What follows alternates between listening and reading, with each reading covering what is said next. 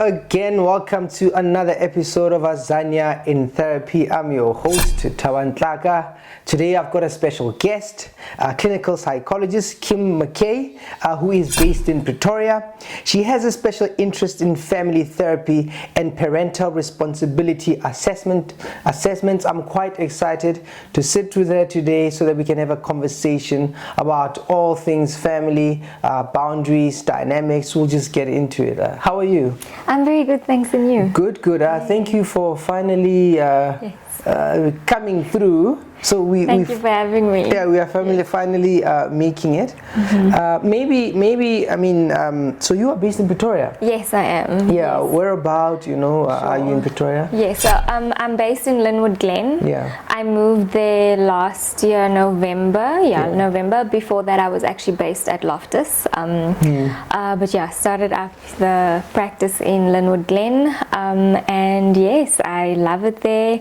I predominantly deal with individuals, adolescents, and adults. Yeah. And then special interest in family therapy. I love family dynamics. It's complex, it's interesting. You never sort of get the same. It's always something new. So I love to engage with families and to bring sort of the new information into the family system, because often family systems like to kind of keep the status quo and the equilibrium. And so when they find themselves on your couch, it's for a reason. No, definitely. I mean, I think family is a lot of interesting stuff that happens with family. A lot of drama. Yes, indeed. but it's fun. But it's nice to also find out that we went to the same university, undergrad. And so you studied at Tugs. Yes. Then it was UNISA. And then what happened after that before you moved to Loftus? Then eventually, sure. So after masters, I did my internship at Sterkfontein. And then after Sterkfontein, I did my ComServe at Kgosimampuru. Yes. Yeah? Yes. I love that part of my career. Really? Very, very. I would go back. I really would. I enjoy private practice and being in charge of my own time. True. Yes. But other than that, I think it was very useful work. I learned a lot in that environment. As scary as it was. I would definitely do it again. And I definitely also enjoyed Sterkfontein. I think that's where my interest in assessment really peaked, and I furthered that obviously after ComServe. And then after ComServe I went straight into private practice. So I've been in private practice since 2017, I think. So you've been quite busy, but this one, before we get into the family, let's get into what's going on, right? Because when you said Kgosimampuru, I thought, hey.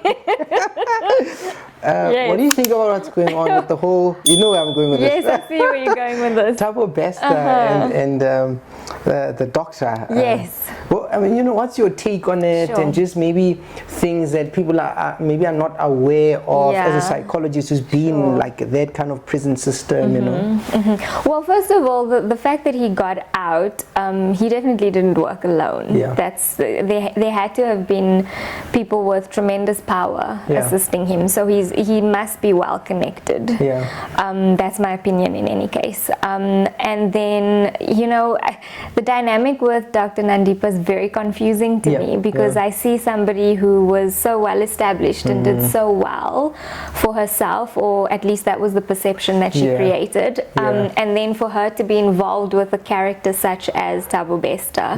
And it's so complex, because she's a mom with two daughters, and then having sort of a relationship with a rapist.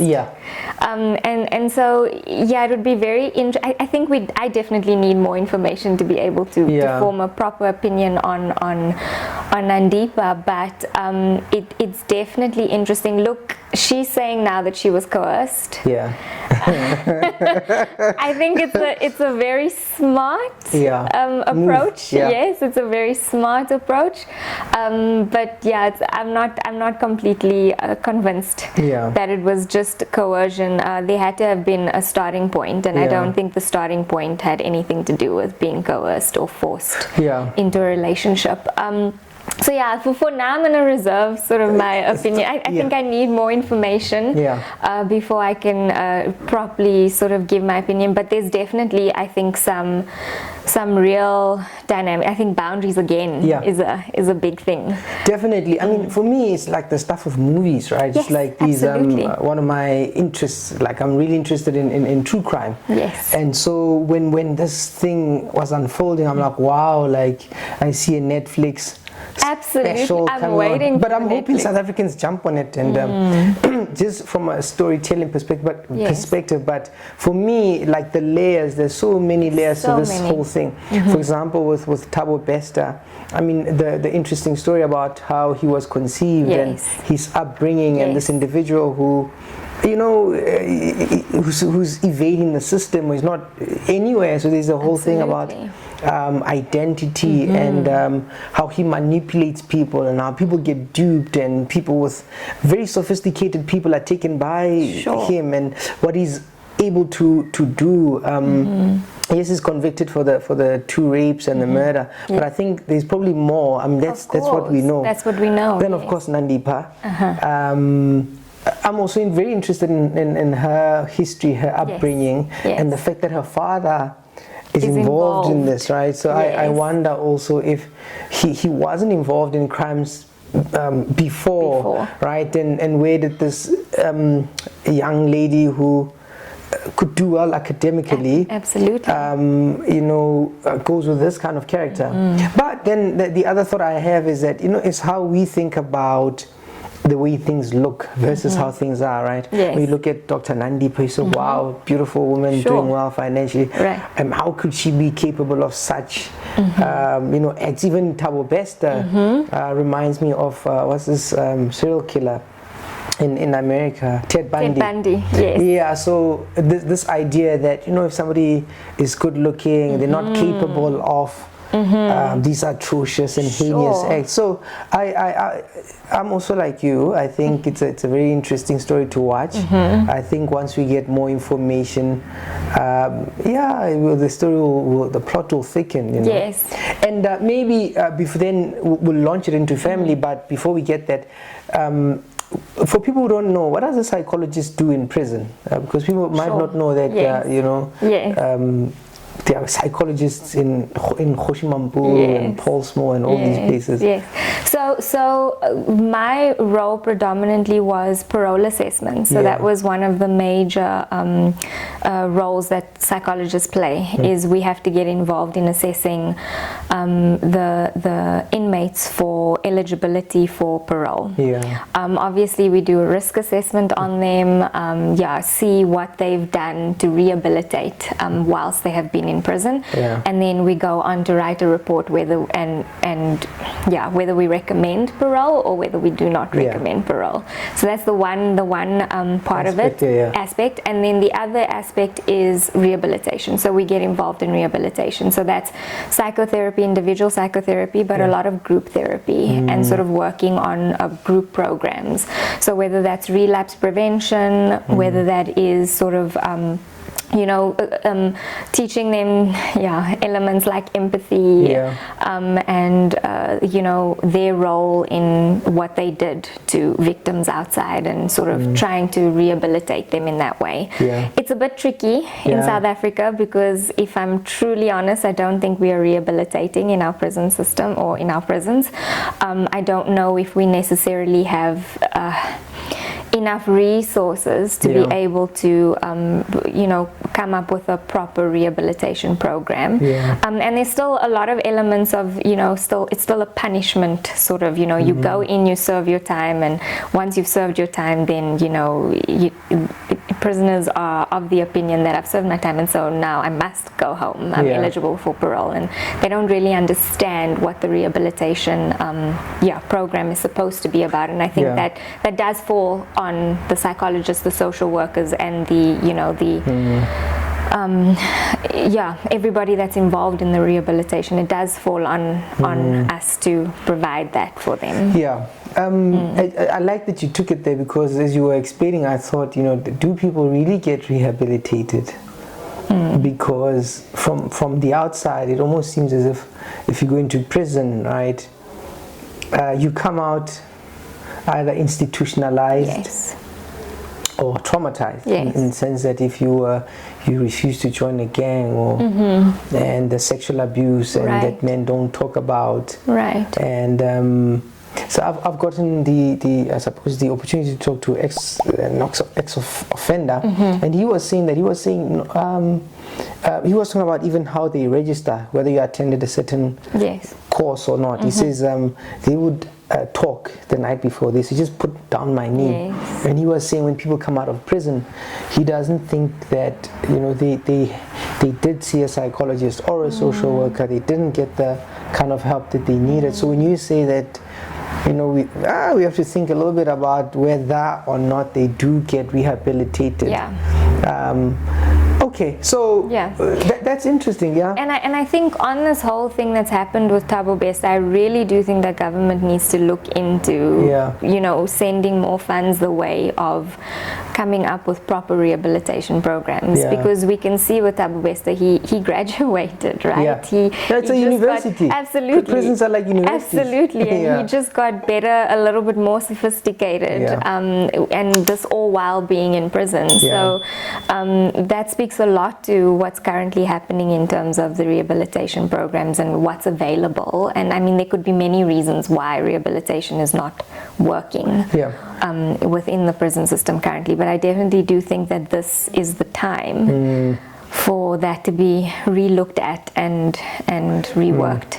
Yeah, so I suppose, I mean, that's what we could learn. And you being in there, how did you navigate that space? I remember when we were studying criminology, and they used to have these prison visits, to tell people when you go there, you must wear baggy clothes, and you must look as unattractive as possible. Did you get a briefing like that, or? Well, yes, and I think I navigated with much difficulty. It was not easy, and being in ComServe, you sort of moved around, right? Yeah. So my first initial posting was at Central, so that was Hoshimampuru Central. Yeah, that was fine. Sort of, our offices are very separate to the prison. Yes. So, and there's a lot of security, and because these are now sentenced offenders. Oh, so they would bring the offender from the prison to the office. Yes. You didn't have to go in. They whistle as you pass. Absolutely. So being at Central was very comfortable, was fine. But then the next posting, I was at what they call New Lock. So that's the awaiting trials, and how the prison is structured is that your office is kind of in the center of the prison. Sure. So when you walk in, you walk through the cells. You walk, and you have to be escorted all the time. There's no ways that you can walk by yourself. Yeah, by yourself. I mean, you could try. I just don't know. Yeah, but I mean, I don't know what that would manifest in. And often, the offenders move around freely. Really? So they're not like always locked behind the bars. So that's why it was essential that you are always escorted. And then after that, I moved to the women's prison. Yeah. And the women's prison, yes, security is just as tight. And even though I was a woman, I still had to be wary, right? Although in the women's prison, they move around very freely. So they very seldomly sort of locked up in their cells. It's a little community that is running there. So the safety in the women's prison, I did feel a lot safer. Central, the most safe, but then in awaiting trials was the worst. The worst. And yes, you do have to dress. And the other element was, because we are ComServe, you're not wearing uniform. So you don't you're in plain clothes. So they know something about you. Sure. And so you have to always be wary of, no heels, need to be in comfortable shoes. If I need to run and get out of there, I need to be able to get out of there.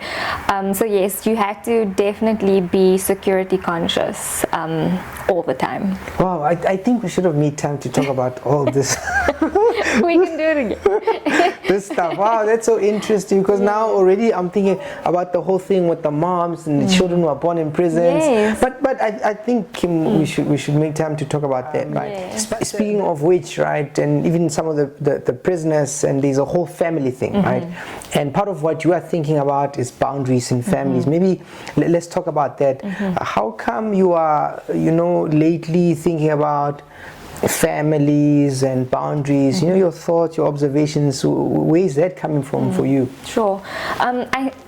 A lot of what I've been doing lately in therapy has, you know, I don't know if you've noticed, but when you do therapy, sometimes in a week or two, there's a theme, right? Yes, definitely, yeah. And the theme for me lately has been boundaries, and boundaries in different forms, but for me, my understanding, or how I like to think about boundaries, is that it originates in the family, right?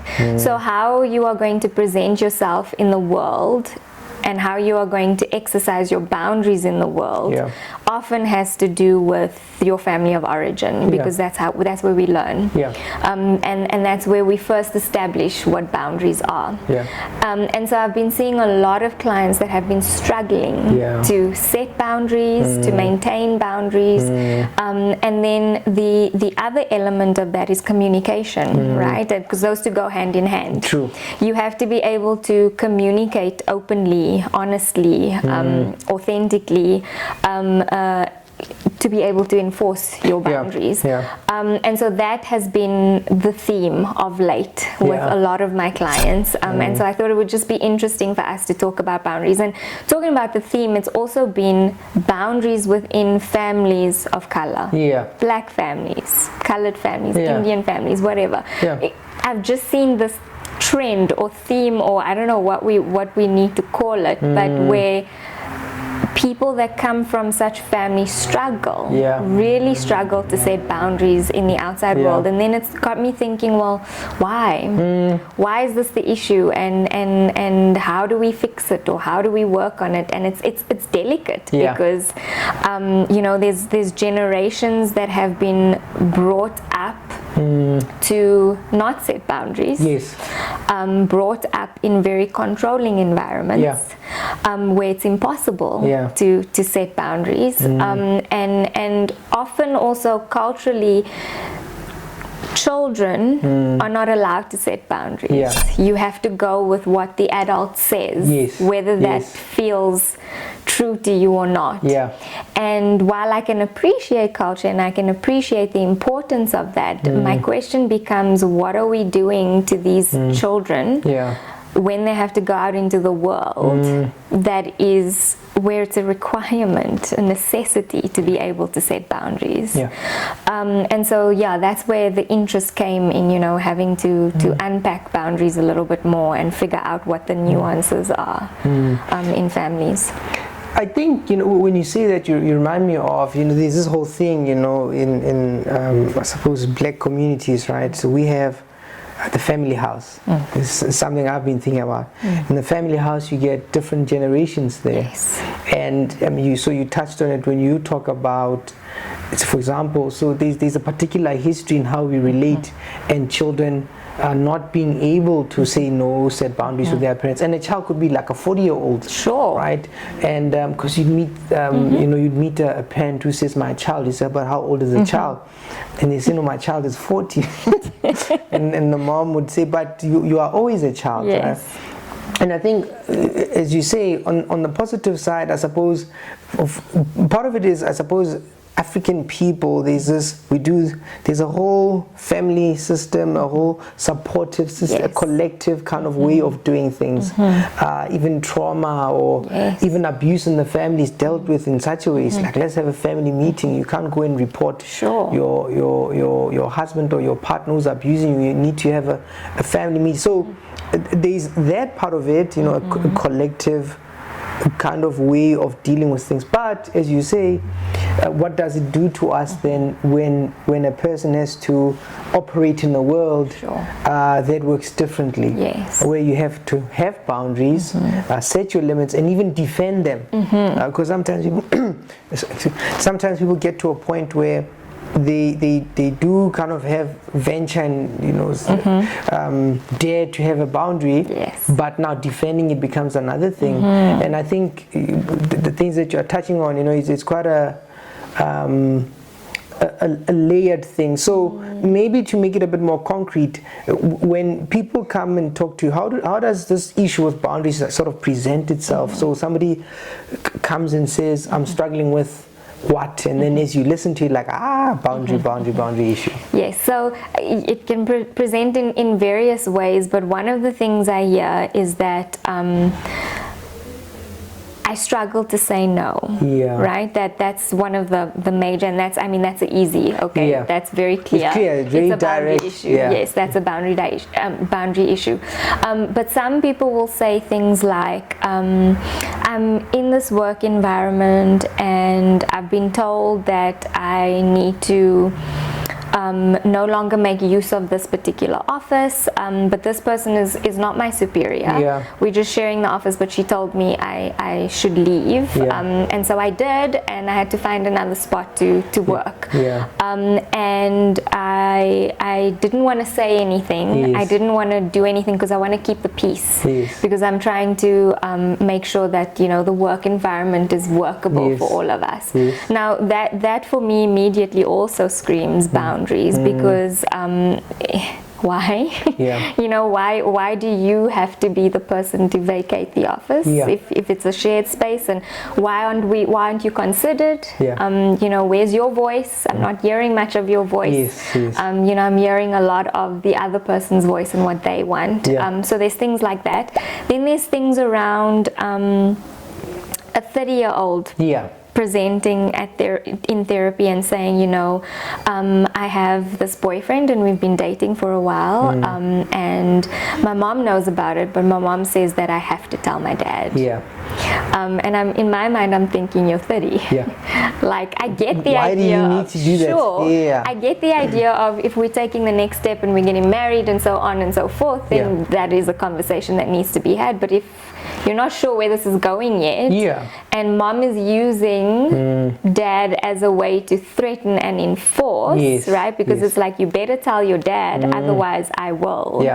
Again, that speaks to me around boundaries, right? Because we have a grown person who should be able to exercise their own control over their life, but yet there are various mechanisms or ways in which they are being, I'll use the word controlled, into making certain decisions that fit with whatever the adult feels is the best way to deal with it. So that's sort of a few of the ways that it comes or presents itself in therapy.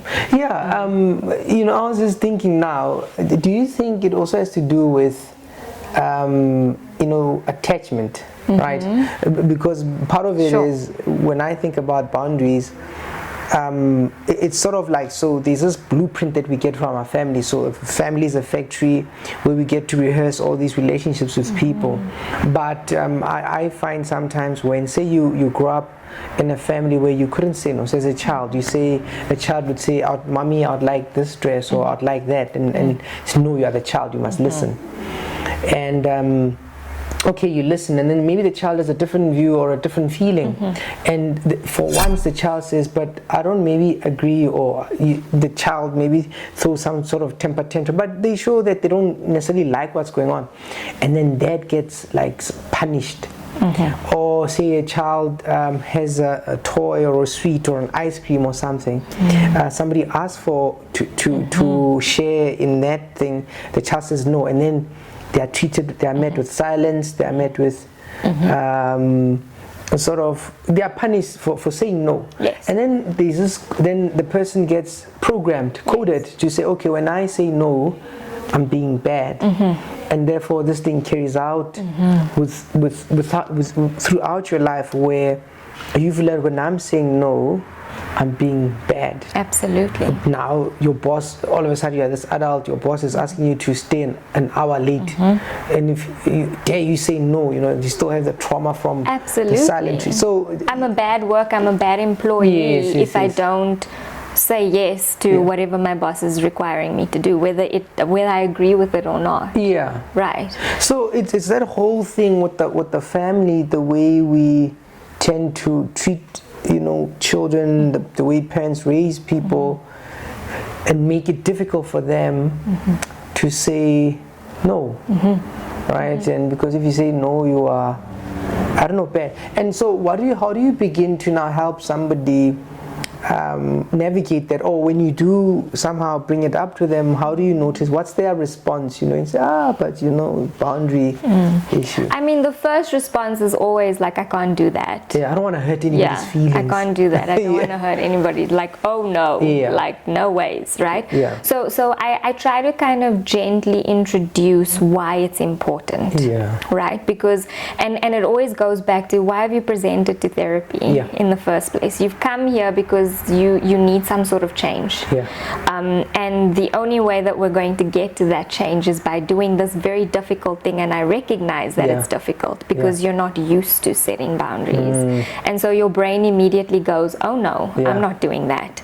But just because your brain goes, oh no, doesn't mean it's the wrong thing to do. And so it's really also psychoeducation, right? And educating them on how, yes, even though these things happened in the family and this is how your family worked, and this is how you were raised, and it was useful at that point in your life, right? But now when you grow up and context changes, the coping mechanisms that we learned when we were younger sometimes are not useful in different contexts. And so it's important for us to be flexible enough to make changes. Otherwise you're going to present to therapy to have to change these things all the time, and that's fine, but then the change needs to take place. You're uncomfortable because your previous, let's call them coping mechanisms, and the way in which you related and interacted is no longer useful in the context that you find yourself now.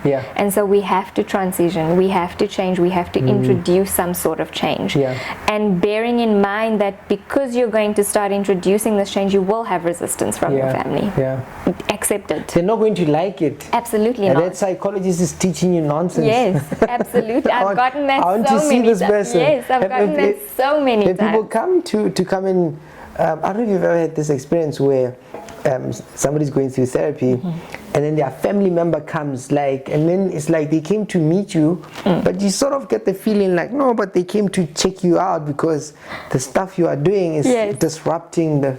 Have you had that experience? So in a way, I want to say yes and no, because there are certain times in therapy where, my client will find it useful to bring a parent in. So, And then we sort of navigate through exactly that.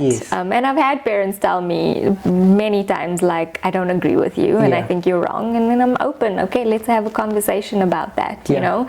But yes, definitely have had a lot of resistance from families. And I understand why, right? And I just want to go back quickly, like it's also about languaging. Because there are many families, and I've had it too in my family and my extended family as well, like when a child says no, it's interpreted as disrespect. We'll say, wow, and it's really not. If we unpack the word disrespect and what that looks like, saying no or setting a boundary is not disrespectful. And when parents language around, my child doesn't listen, and then I have to unpack, well, let's take it a step back. Your child does listen. It's they don't obey. Because that's there's a subtle difference there. There's a difference. You're saying my child doesn't listen, but your child does. They hear. There's nothing wrong with their hearing. They listen. But they choose not to obey, and that's because there's no obedience. Now the child is disrespectful. And that's all true and well in some circumstances as well. But then I bring this question to a lot of parents and even clients as well. Let's say we continue to raise our kids in this way, right? Where we are not allowing them to set boundaries. And of course, if you're going to teach your child about boundaries, you better be ready for them to say no to you, right? And you're going to have to learn to regulate the emotions that come up because your child is saying no to you. But if we choose to go the route of control and not letting our kids set boundaries, and they need to obey and they need to be, obedient to adults, right? We send them out into the world. There are people out here that are ready to take division, and especially individuals who don't know how to set boundaries or are not well versed in setting boundaries. Double bester, for example, right? And so your child is going to have difficulty saying no to somebody, and then there's an expectation from parents, oh well, you're out there, you're grown now, like you gotta go figure it out and do and, you know, be what you need to be in the world, and all of a sudden you need to know how to set boundaries. But how do we bridge that gap between growing up and then now you're in the adult world and you've got to all of a sudden trust yourself to be able to set boundaries and know what's best for you when you grew up in this environment where you didn't have a voice, where you never where you never practiced how to set boundaries and how to have a voice. And also how to fail at setting boundaries, and then how to figure out to rectify it or learn a better way. So the family system has to be a microcosm of what's going to happen outside in order to prepare or better equip our children to be able to deal with the outside world, because we can't be their protectors forever. There's a time where you're not around and you can't be there, and you won't be the voice to be able to tell them what to do. So it goes bigger than just being able to say no, but being able to critically think about what is good for me. But if I don't have a voice or a space to understand what is good for me in the family environment, how on earth am I going to be able to do that in the outside world? And so that's why I think that it's so important in families to be able to have these kind of conversations and to teach our children to set boundaries and to stand up for themselves. And just because it's an adult doesn't mean you have to agree or do what the adult is telling you to do. You need to also figure out how you're feeling inside and what you relate to and what you don't, what feels comfortable and what doesn't feel comfortable. And I've seen families struggle with that a lot.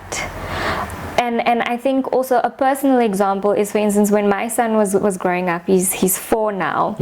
I was very wary of boundaries and allowing him to exercise these boundaries. So since he was really little too, because now you're the psychologist now, theory and practice in your house. Exactly. It's a lot of pressure. And so I was very. I allowed him to make his own decisions, and I was not very popular in terms of the broader family with that, right? And so when we'd go to family gatherings, it's sort of common practice for us to kiss when we say hi and hug, or, you know, some sort of physical interaction. And my child was not for it. He did not want anyone in his personal space and whatever. So I would have family members that would force and be like, no, but you have to. Greet me. Greeting he would do, but the physical stuff he wasn't open. You have to kiss me or you have to hug me. And he would sort of, in his little toddler phase, sort of, you know, become very stroppy and like, no, he doesn't want to, or hide behind me, or whatever the case might be. And then I'd have to voice it like it's okay. Support him. Yes, he's allowed to not want you in his personal space. If he's not comfortable wanting to kiss you or hug you, that's okay. He's allowed to do that, and that was unheard of in my family. And that's something very small and simple, but it showcases boundary setting in the context of families, and how a child of that age is not allowed to be in charge of his body and not allowed to make decisions based on his level of comfortability. And I've been very cognizant of allowing him the space to do that, even to the point of he turned 4 and he told me I'd never cut his hair, and he told me I want to go for a haircut, and I said, sure babe, let's go for a haircut. He chose his own haircut, so because I also want to teach him, if you don't like the haircut, you had the opportunity to choose what you wanted, and so you've got to deal with the consequences of your decisions, right? But if we're not going to create that environment for them and then expect them to just flourish, I think it's really unfair. I like that you took it there, because when you were saying that, you know, what I was going to say is, do you think families understand the consequences of not setting boundaries? And just an aside, the nice thing about, you know, talking to a colleague is that as I think about it, you go there. It's an interesting experience for me, because I suppose this is what we do. It's a different conversation. So when colleagues do this, so I enjoy these kind of conversations, right? So I was going to take it there with for example, I like that you used the example. So what I wanted to ask you is, so do you think families actually understand the consequences of boundaries? Then I wanted to say, for example, with young children, you know, I've got girls, right? And so parents would panic about this conversation about how do we talk about, you know, the bees and the birds, whether they touch or not. Then I'm like, but already that conversation, it's you're thinking too far ahead. First we have to go back and let's discuss how to set boundaries. So the child learns about her body. Absolutely. And then so then the child is also has a right to say, you can't hug me, you can't touch me, you can't come in the bathroom if I'm dressing. So the child has to be allowed to do that kind of thing, because that helps them. But if you don't do it, what's the consequence? Then you brought the example with your son. So maybe to elaborate on that, do you think people really get what happens, you know, when somebody really struggles to set boundaries? How bad can it get? Look, I don't think families understand the consequences of not setting boundaries or allowing people the space. And why? Because this is a generational issue, right? It's something that's gone from generation to generation. It's been normalized to not be able to set boundaries if you're a child. And then when you become adult status, you're allowed to make decisions for other people, right? So there's a big gap in being able to understand. So if you don't even understand what boundaries are, or you don't even understand the importance of boundaries, you won't understand the consequences of it. But we see the consequences. We see abuse, we see sexual assaults, you know, children being predators taking advantage of children, and it all goes back to boundaries. The foundation of that is boundaries, and facilitating or having an environment that can openly communicate and facilitate, you know, the learning of boundaries.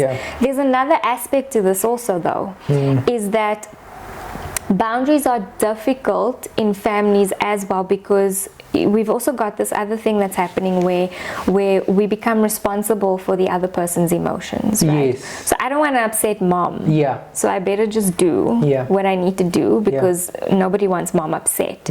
So we become responsible for mom's emotions, and so we then model our behavior or do what we got to do in order to keep mom happy, and that often oversteps your boundaries, right? And so there's that element as well, being responsible for somebody else's emotions. And then of course, when you become responsible for somebody's emotions, that person doesn't learn how to regulate their own emotions. And so it's so complex, because if we have a parent that cannot regulate their emotions, then it becomes the children's responsibility to regulate the adult's emotions.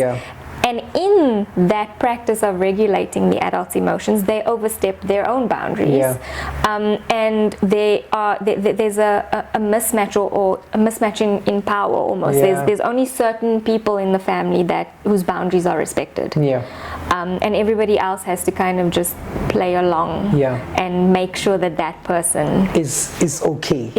Don't mess with mom. And what you're touching on, you know, with the parenticized child, right? I don't know if you've come across this, right? But I noticed that there's a lot of teen moms with teenage sons who are struggling. Like there's an anger thing there, right? So I mean, we live in a country where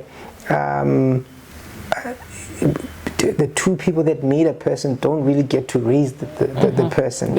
And so, you know, men make women pregnant, they leave for whatever reason. Now here's this lady raising a child, say for example it's a boy. Then I mean, she has to work, she has to be mom, she has to be dad, she's tired, now she's dealing with this teenager.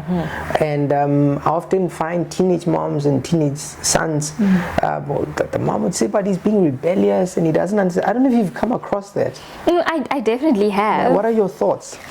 Sure, it's late. I mean, it's there's a lot for that individual. The teenage son, I think, the absence of a father is a huge thing, and mom cannot be dad, right? So there's obviously a missing element there for that child. So whether he's being rebellious or not, my question immediately goes to: do we blame him? Because we like to label kids, right? Yeah. We like to label them and say, oh, but he's a naughty child, or he's rebellious or whatever. But let's try and understand where is this coming from? Yeah, kids are not by nature bad. Right? They are products of their environment. And so then we have to go back and try to figure out and take accountability and take responsibility for why this child is presenting the way that they are, right? And sometimes it's clear as day. Other times it's the nuances or the small things that happen in between. So I think, look, teenagers are labeled as difficult, right? You're going through a lot of emotions, you are trying to figure out your identity and all of that stuff. So having an absent parent at that point in life is difficult. And he's trying to make sense of his world, what that means to him, that his father's not in his life, right? And I think that's what plays out. And so when somebody who is in adolescence and is trying to figure out his identity, and there is no real proper role models perhaps, or there's a parent that's missing, and particularly a father for a son is missing at that period of his life, I can imagine that must be quite difficult, because why doesn't my dad want to be here? Is it a choice that he's not here? And if it is a choice, what does that mean for me? Am I not important enough? Which is a painful thing to imagine, that my dad doesn't want me, or doesn't think about me, or doesn't care about me, you know.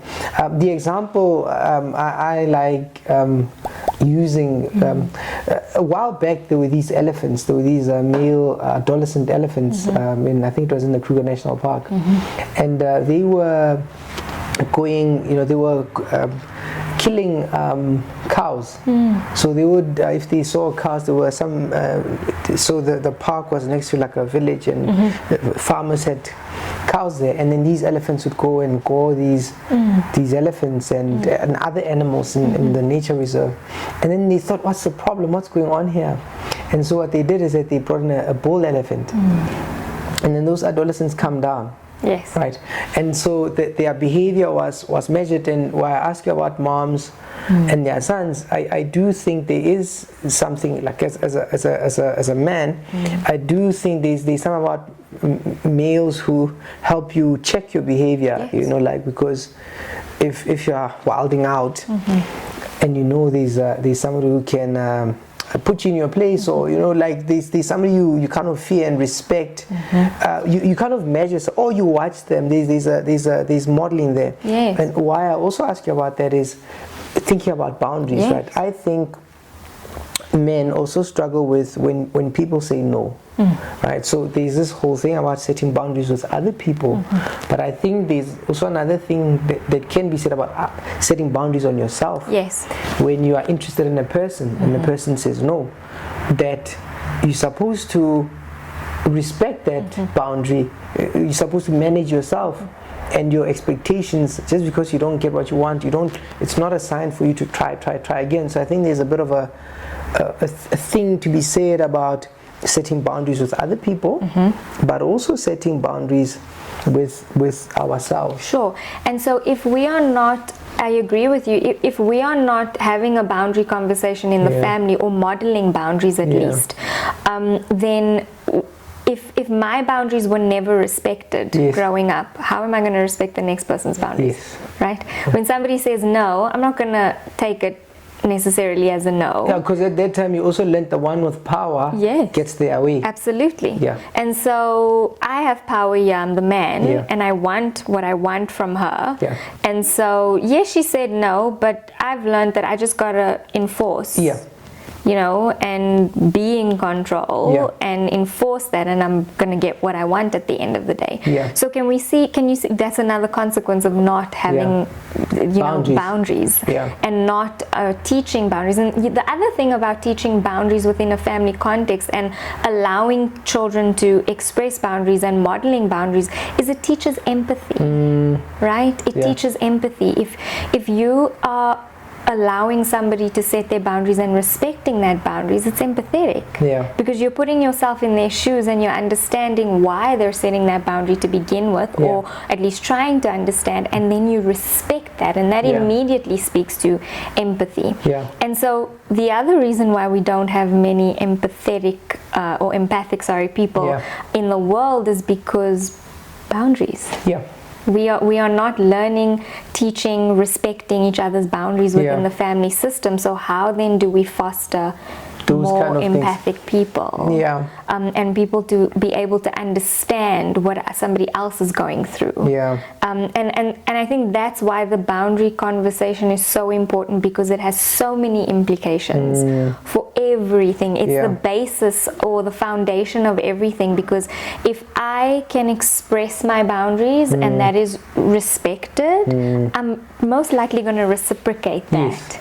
And then we have a very empathic, reciprocal relationship. And if I learn that in the context of my family, I'm going to be able then to take that into the world when I go out and when I interact with other people.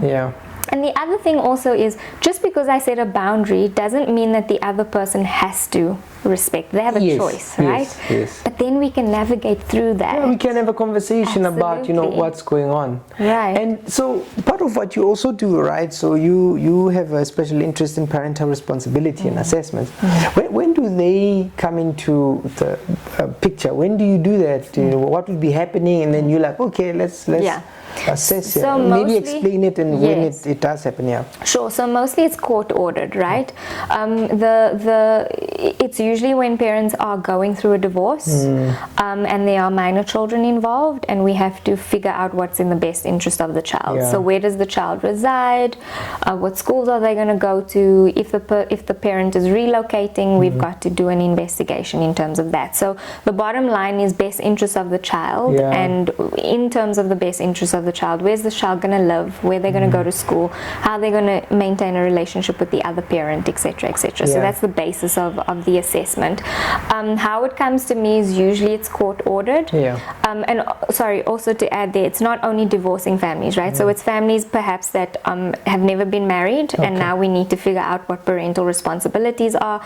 The father now wants to be more involved in the child's life, so we have to go through that process as well. What's in the best interest of the child, right? So it's not necessarily only for divorcing families, but usually it's court ordered, and then they approach me, and I would then start the assessment process. And how it ordinarily works is a full assessment entails assessing mom, assessing dad, and then having a voice of the child interview, so that I could figure out where the child is at and where the child's relationship is at with each parent. And then it goes on to doing interactional analysis with each parent. If the parents have been remarried or have someone else in their life, it's also assessing that parent, and then interactional analysis with that parent as well. So it's a lengthy process, but it's to figure out what the best interest of the child is. And what do you think about that, where because there's this whole conversation about, so you are with somebody, you guys have children, or you have a child, then you separate, then your ex decides to start a relationship with someone else, maybe they're going to get married, right?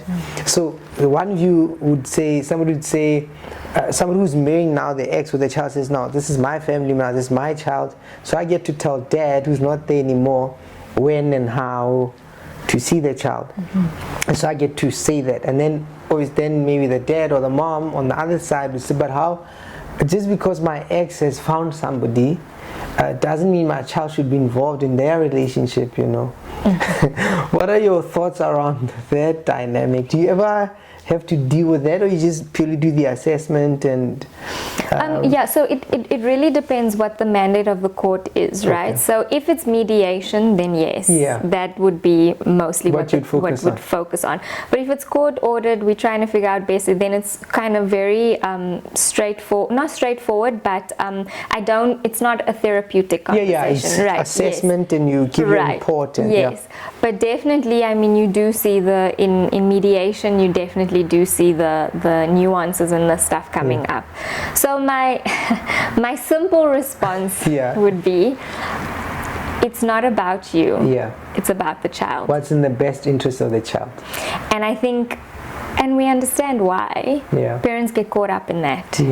Oh, but I don't want that person to now be able to say stuff about my child, or my child mustn't respect that parent, or he mustn't know what's happening in our household, or whatever. We've lost focus here. We're no longer making it about the child. It's now about managing egos of parents. So we need to focus on the child. Now I suppose it goes back to boundaries. Yes. Whilst we lending this now conversation, right? Do you think when you watch different groupings, right? You started saying, in families of color, in African families, and does it present in different ways, or do you see a similar theme? Maybe I'll give you an example. So sometimes with Indian families, right? So there'll be the patriarch, right? And then the patriarch, maybe there's a couple of sons there or daughters there, and then when one gets married, sometimes say they will partition, say the house, or the son won't move very far from the family. Now there's an interesting dynamic there, and then maybe mom is also very present in the son's life. So you have an adult, he has a wife, but mom is very present in the background. Now say son wants to go buy a car, and then the wife says, no, I like this car. Then son says, no, I need to go ask my mom and my dad. So I've seen something like that, right? More in Indian families, more where say so I've gotten to work in townships and stuff like that presents in stuff like, so there's this family house, somebody's staying outside the house, there's a couple of families in one space, and the adults can't even make decisions as well, because they must either listen to mom or the one who's working, and so then people's boundaries are not necessarily respected. It just depends who's older, who's got the money. So I've seen it also present itself in that way. So I don't know for you if any dynamic like that has come about, and when you work in different places where you've seen themes in different groups. Yes, so I think it goes back to what you brought up earlier about attachment, right? It's enmeshment, right? It's families that are too enmeshed, where they're extensions of each other, and so boundary conversation again. There is no individuation, and I understand individuation can be a very Western concept, right? But it's necessary even in a collective context, because we are not, yes, sure, we can be extensions of each other, but if we're an extension of each other, somebody's needs are not being met, right? And I think that's really what boundaries are about. It's a protective mechanism, but it's also a method to make sure that your needs are met. And so when we have families like that are enmeshed, there's somebody's needs are not being met. So it's not a, there should be a degree maybe of connectedness and collective, in certain decisions that we make as a collective that affects the collective, I think. But there are certain decisions that don't affect the collective or have to do with the collective, where that becomes tricky. So that speaks to me, in my opinion, to enmeshment and people being extensions of each other, which can be problematic problematic, and mostly enmeshment is problematic because we don't have people being able to make decisions on their own and on their behalf, and always considering someone else. And yes, sure, we do need to be considerate about other people's feelings and how our impact is going to be on them, right? But then also it depends on what decision we're making. So if we use the example of a car, right, it's a bit tricky, like you know, to be asking for permission from mom, you know, for a car. I get the whole collective and making decisions as a collective, but then what about the wife's voice? You know, somebody's needs are not being met in that specific system. So I do see that, and look, that's across the board for me. I think it really depends on the dynamics of the family, what's happening in the family. I've seen, you know, really, serious. A good amount, of enmeshment in white families, and you know, not much enmeshment in black families, or vice versa. So I haven't really seen a trend or a pattern. So you'd say it's across the board. Yeah, it's across the board, and it really depends then on the individual dynamics within the family. Because ultimately, people are people, which is, you know, if you've had the benefit of working in different spaces, you know, so I've gotten to work in Cape Town, Ekurhuleni, around here, townships, upper class, middle class. Then you see that people are just people, you know. Like somebody was saying, if somebody's abusing alcohol, somebody will abuse, somebody who abuses Black Label, for example. Not that I'm dissing the brand, but it's no different from somebody who's abusing like a cognac. Of course, abuse is abuse, right? So people are people. You know, as a parting shot, right? So we're talking about boundaries and how we started with the whole where you've worked, touched on the whole Tower Besta, the dynamics, the questions that still need to be answered. We're talking about boundaries, families, how they present themselves, and what we need to, you know, be mindful of. But maybe to just sort of help adults or us think, what's the aim when you raise a person, when you raise a child? What should we be thinking as far as boundaries are concerned? What kind of adult do we want somebody to be so that they are able to navigate the world? So I like what you said, what kind of adult we want someone to be. Keep that question in mind, right? Yes, it is about what you envision for your child, but also to make sure that that child's voice is heard. Powerful. Yes. Because yes, we have an idea of what we want our kids to be, but where's their voice? And that's essentially what boundaries are, and that's what you should keep in mind.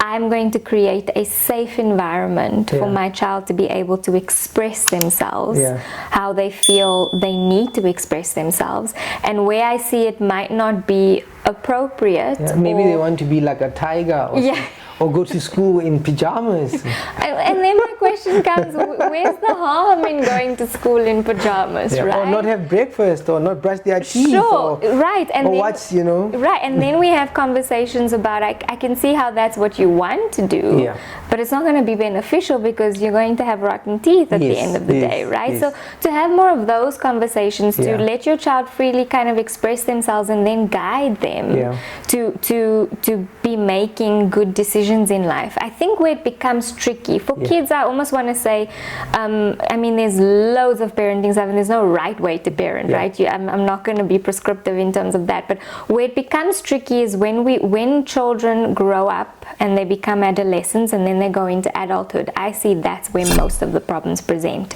because now we get somebody who's individuating and who is trying to enforce their own decisions and so on, and the parents are resisting it completely. And I think that period is the most important period, where we're trying to say, okay, let's have conversations, let's talk about what it is that you want to do, and let's make a pros and cons list. Why is this? Because often, I mean, I heard it many times, I said no. Why? No, because I just said no. I just said so. I'm the adult. I'm the adult, and that's how it is. And that's not useful. So to be able to really focus on having conversations with our kids and unpacking stuff and critically analyzing things so that they at the end of the day can make decisions, and also allowing our kids to make mistakes. That's beautiful. I think it's a nice place to kind of park. It sounds like we should have a conversation further. But my takeaway is that, you know, we I suppose we have dreams for people, but we have dreams for our children. We should think about that. Think about, yes, you do have dreams, but remember that, you know, they might have a different path. So you are there to, somebody was using the metaphor, they were saying the difference between an engineer and a shepherd. You're just shepherding your child. Sure. You're not engineering them. Yes. Just create the space so that they can be the person they want to be. Absolutely. The other thing that stands out for me is that but ultimately we want people to be responsible. And so we have to respect them and let them make their own mistakes, and we have to help them you know, achieve their goals, become the people they need to be. But at the end of the day, we want to help a person get to a point where they are able to manage life on their own. Yes. I suppose the last thing maybe that also stands out for me from this conversation is how, you know, how we, I suppose, parent in a hurry, or because you mentioned the word conversation, and conversation means taking time to inhabit somebody's mind, to see what's going on from another's perspective. But that needs time. That needs time you need time to sit and listen and unpack. And I think if we did a bit more of that, a bit more of patience and slower conversations, I think we'd be able to find each other, right. You know, and we'd be able to understand people from where they are coming from. I think then we'll navigate our relationships a bit better. But thank you very much for coming through. This was wonderful. I always learn. I always enjoy this. But thank you very much for coming through. This was good. Thank you very much for having me. I really enjoyed co-creating. And I think it was a very useful conversation, and I look forward to many more.